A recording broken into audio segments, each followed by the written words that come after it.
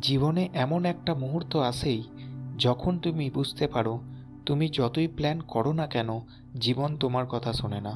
তোমার কষ্টে, তোমার কান্নায় এই পৃথিবী থামে না।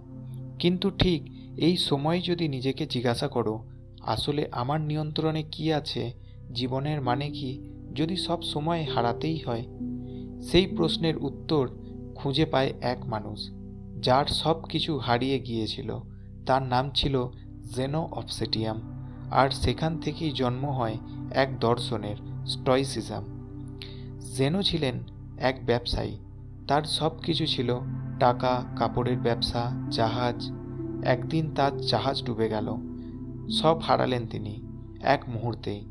একেবারে রাস্তায় এসে দাঁড়ালেন, নিঃস্ব, ক্ষুধার্ত, দিশেহারা। হেঁটে হেঁটে গিয়ে ঢুকে পড়লেন একটা বইয়ের দোকানে।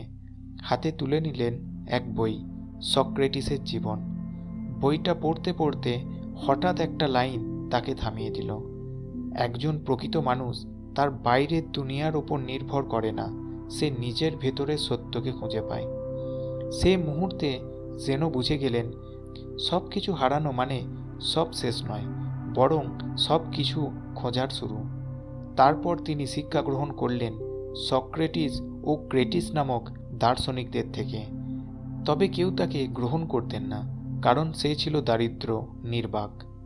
তবু তিনি থামেননি। তিনি দাঁড়িয়ে থাকতেন এথেন্সের এক খোলা বারান্দায়। সেখানে ধনী, দরিদ্র, দাস, সৈনিক সবাইকেই নিজের জীবনের অভিজ্ঞতা দিয়ে বোঝাতেন, তুমি তোমার চিন্তা বদলাও, তোমার জীবন বদলে যাবে। সেই বারান্দার নাম ছিল স্টোয়া পলিগাইল। সেখান থেকেই জন্ম নেয় স্টয়সিজম। স্টোইসিজম মানে কি? স্টোইসিজম একটা জীবন দর্শন যেটা বলে তুমি তোমার চারপাশ নিয়ন্ত্রণ করতে পারবে না, কিন্তু তুমি কিভাবে প্রতিক্রিয়া দেবে সেটা তোমার হাতেই। তুমি রেগে যেতে পারো, কাঁদতে পারো, দুঃখে ভেঙে পড়তে পারো, কিন্তু তুমি চাইলে এই সব কিছুর মাঝেও নিজেকে স্থির রাখতে পারো। স্টোইসিজম আমাদের শেখায় আমাদের নিয়ন্ত্রণে কি আছে, যেমন আমাদের চিন্তা, আমাদের কাজ, আমাদের মনোভাব। আমাদের নিয়ন্ত্রণে কি নেই, যেমন মানুষের ব্যবহার, আবহাওয়া, মৃত্যু, ভাগ্য।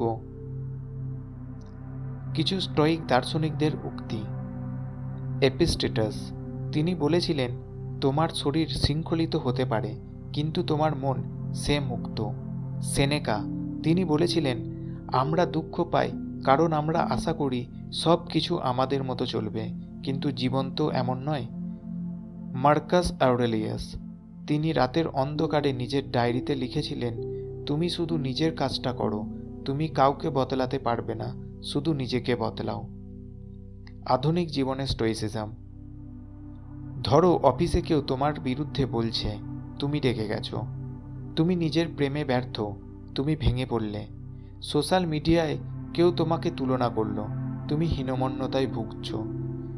এখন প্রশ্ন হলো, তুমি কি নিজের আবেগের দাস হয়ে থাকবে, না নিজের মনকে শিক্ষিত করে তুলবে?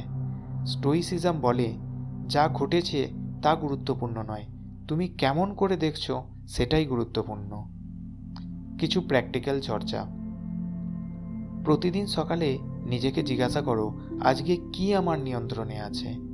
সন্ধ্যায় চিন্তা করো, কোথায় আমি অপ্রয়োজনীয়ভাবে রেখে গেছি। একদিনে অন্তত 10 মিনিট নির্জনে বসো, নিজের মনের আওয়াজ শোনো।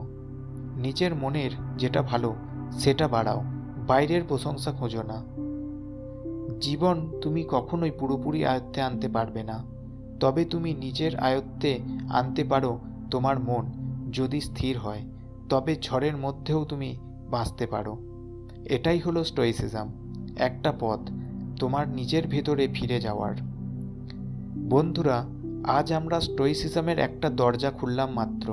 এই দরজার ভেতরে আরও অনেক ঘর আছে, আর সেই ঘরগুলো ঢুকতে হলে পড়তে হবে, চিন্তা করতে হবে, উপলব্ধি করতে হবে।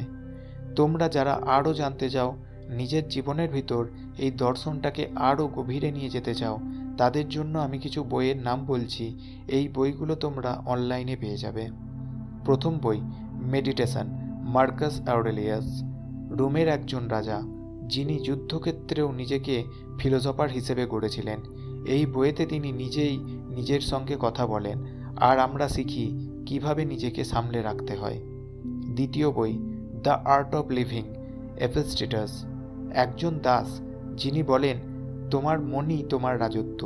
এই বই সহজ ভাষায় স্টয়িক দর্শন শেখায়, দৈনন্দিন জীবনের ছোট ছোট সমস্যায় কিভাবে শক্ত থাকা যায়।